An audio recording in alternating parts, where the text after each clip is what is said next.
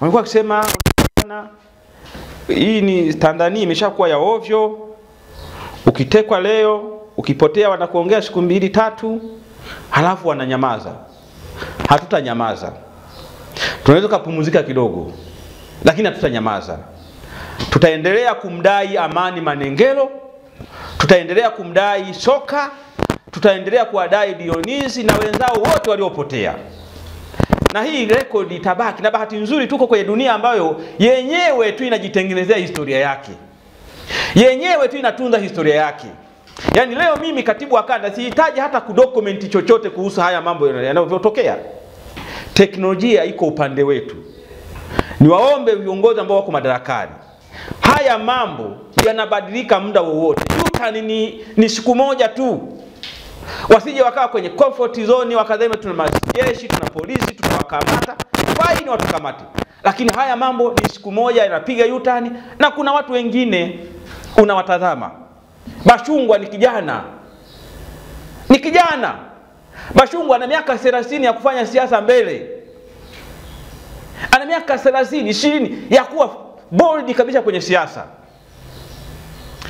Angekuwa labda miaka 70 kusema Mungu atamuita hivi karibuni kwa mujibu wa kanuni ya miaka ya kuishi ya Mungu. Lakini ana miaka 40 plus. Ninaamini Bashungwa atashuhudia anguko la CCM. Mimi naamini hivyo.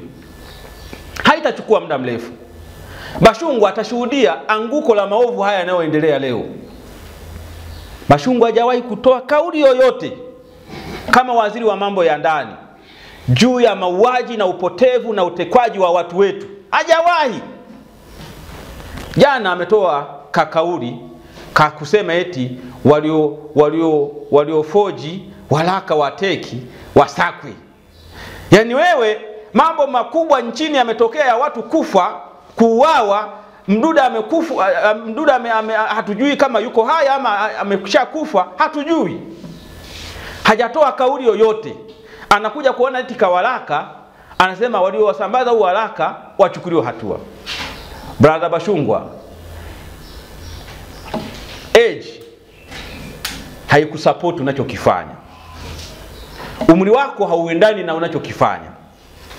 I kindly advise you, revise, rudi reverse kidogo. Haya mambo ya uonevu na uwaji under your leadership, sidhani kama utayakwepa. You will be answerable. Na mimi naamini time will come, sio mbali hata. Anguko la CCM, anguko la serikali dhalimu haliko mbali hata, liko karibu tu.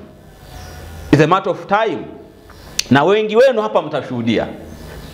Kama sio wote, wengi wenu mtashuhudia. Anguko linakuja around the corner.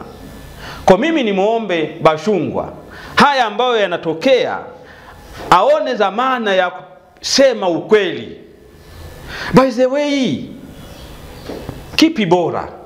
Ulinde maslahi ya mshahara wako na magari unayopewa na ulinzi, au ukae pembeni kwa kuacha kushiriki madhambi hayo? Yaani tumekuwa watumwa wa mali kuliko kuwa watumwa wa utu. Kwa sababu kiwauliza hawa watu kwa nini hawasemi, ni kwa sababu wanalinda vibarua vyao. Sasa kama nchi imefikia hatua wahalifu wamekuwa na nguvu ya kwamba wakifanya jambo lolote ovu hakuna wa kuwabaini, basi hatuna serikali. Yaani kama mtu anauawa, anachinjwa, anapigwa, anapotezwa, hakuna anayekamatwa hata mmoja, na serikali haihusiki, maana hatuna serikali. Serikali kama ipo itawabaini hawa watu, na serikali kama haihusiki lazima itawabaini. Mnafahamu msemo wa siku zote, serikali ina mkono mrefu. Kwa nini serikali kwenye hili ina mkono mfupi? Kwenye nini serikali kwenye matukio haya ya kukamata, wanaoua, wanaoteka ina mkono mfupi? Kwa nini inataka kumtafuta aliyesambaza waraka wa teki, mkono wake unakuwa mrefu, ila kwenye mauaji na mashambulio ya viongozi kama Father Kitima na Tundu Lissu kushambuliwa diskopiko kwa risasi nyingi, mnafahamu kwa nini mkono wake ni mfupi? Kumbe serikali ina mkono mrefu kwenye mambo ambayo inayataka na ina mkono mfupi kwenye mambo ambayo hayataki.